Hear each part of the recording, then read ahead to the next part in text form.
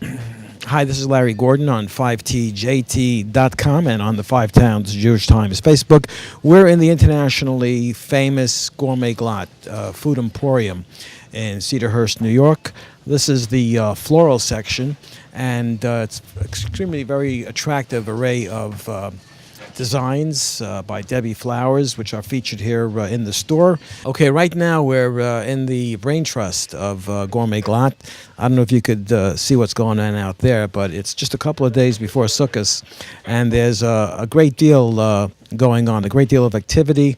The store is probably as busy as ever before. Today is Monday, September 16th, and we're with the gentleman that makes sure this place operates as efficiently and as best as it has been operating and continues to operate. Yerli Steinberg, a good friend and, of course, a good customer of the Five Towns Jewish Times, which is just one of the reasons why we're standing here, not the top reason by any stretch of the imagination. What's it been like these last couple of days here? I guess yesterday was Sunday. As it, Yom Kippur ends and then just like an avalanche of cars, what happens? What's it like? Describe as best you could. It's intense. It's not like an avalanche. It's pretty organized. It's controlled. People come different times of the day, depending on their schedules to see what suits them. And we have a pretty good steady pace. It does get at times a little more crowded than at other times, but we're ready for it. We have enough cashiers and we have baggers, people helping to unload the baskets, and it's never really more than 3 people or so on a particular line. So there's never any gridlock where it just becomes impossible, and people you have to stop traffic or close the doors. Nothing like that ever happens. It's like a miracle when you think that there's tens of thousands of people that shop here, conceivably in the course of a week, and everything just flows so smoothly. So I would say it's a miracle. Or a product of hard work and planning.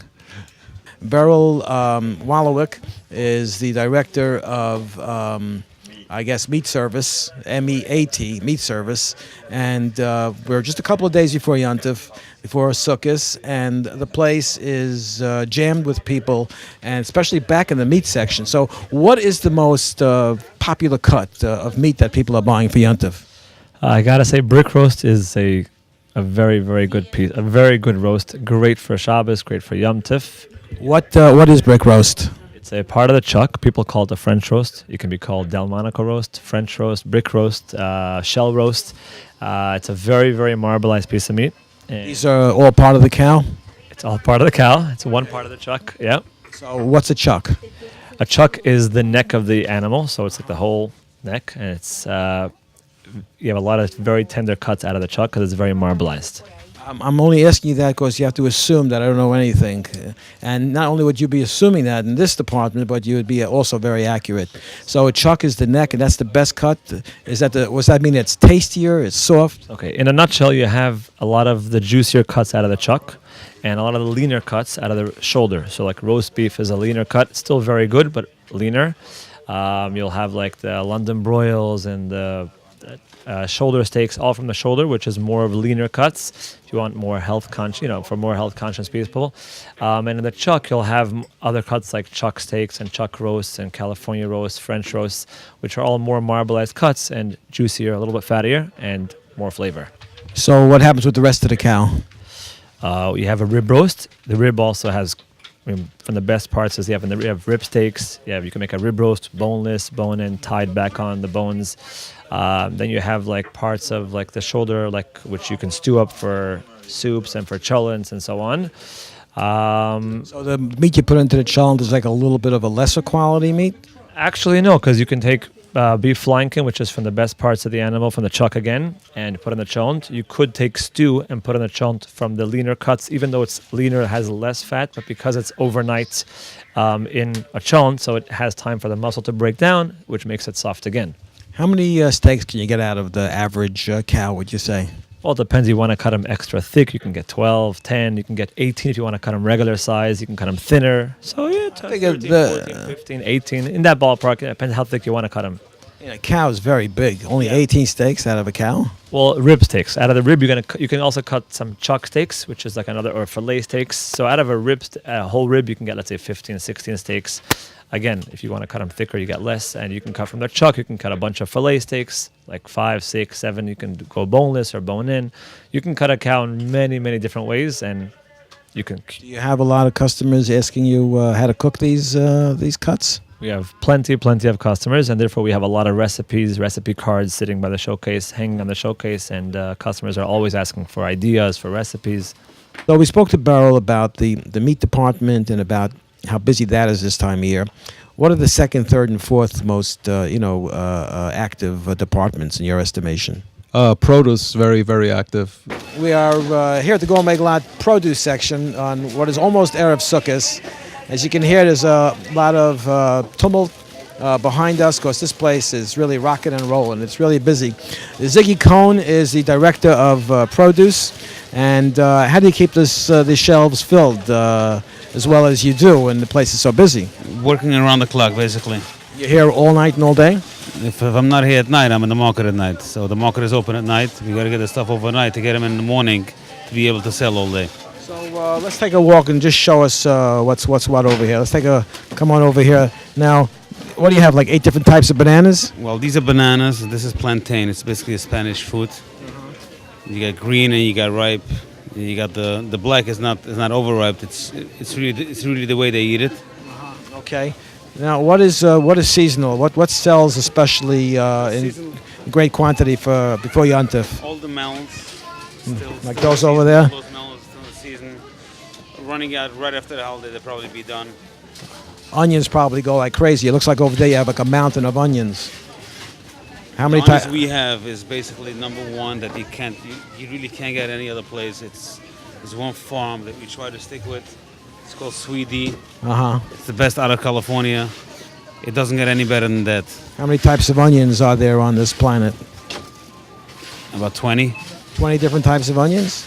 But they all taste like onions, probably. No, one has a garlic taste, one has a more sharp, one has a more sweet. There's all different types. In All natural? Mix it, yeah. And what about fruit?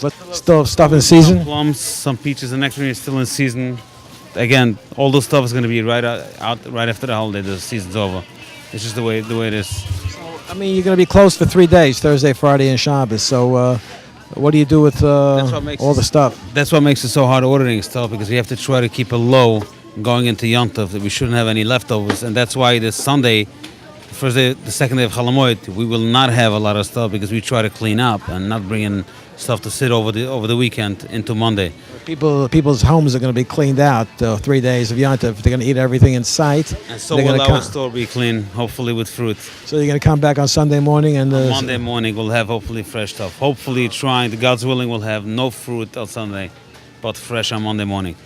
What's the most unusual item would you say you have here? Something that I never heard of in terms of now, anything you fresh could think dates, of? some all different kinds of mushrooms, dried mushrooms, dried figs, which is still in season. Actually, they just started out of California. They're dried. They've been out for a while.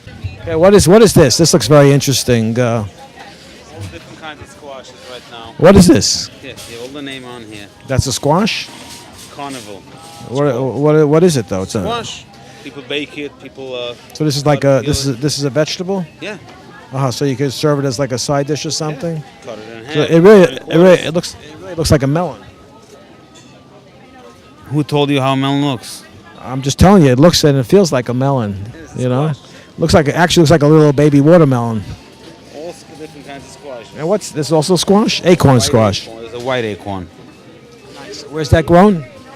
All USA. It's all locally. Michigan. All American stuff. Everything is USA. Was this piece of squash in an accent or something? It was down on the field, and it was all. That's why all these. So how do you cook it the way it is now, or you have to peel it? You slice it, you cut it in half, you bake it like that. You put some salt and oil on it. It's good Okay, stuff. just a little quick glance inside the produce section of the very wild and busy Gourmet Glatt with our buddy Ziggy Cohn. And what about the bakery? The bakery must be very busy this time of year. Challahs. Bakery is very busy. We have a beautiful selection of all types of cake and pastries and petit fours, all kinds of really nice, tasty, fresh goodies and treats. I always had the feeling, about the Yom Tovim being bunched together the way it is, that after Rosh Hashanah and Yom Kippur, pass successfully, then it's like a new season. It's like a yoke lifted from people, and it is this Zman Simchasenu. It is the season of to be joyful. So it's not such a big stretch or any kind of wild theory. It makes sense. But do you feel that a weight lifted also in terms of the store? There's like an intensity that comes with Rosh Hashanah and Yom Kippur, and more of a lighter feeling this time of year? Definitely. People look more forward now to sukkos because it's more joyous. They have more family coming home. If they had older kids away in school or davening in their yeshivas or with other places, they're all going to be gathering at home. So the mothers are anticipating very festive meals, festive times, and they're going about their shopping to make that Yom Tov table as joyous and as full as can be. Okay, it's fascinating stuff. You wouldn't really, just visiting a supermarket, you wouldn't get a feeling that so much energy and know-how has to go into making everything run smoothly. You just tend to think that everything's always on the shelves, even though people are buying things nonstop. The stuff is always full. The shelves are always full, but it's a result of people like Yerli Steinberg and Beryl Wallowik and the rest of the people and the staff here at Gourmet Glatt that make Yom Tov such a smooth function. See you later.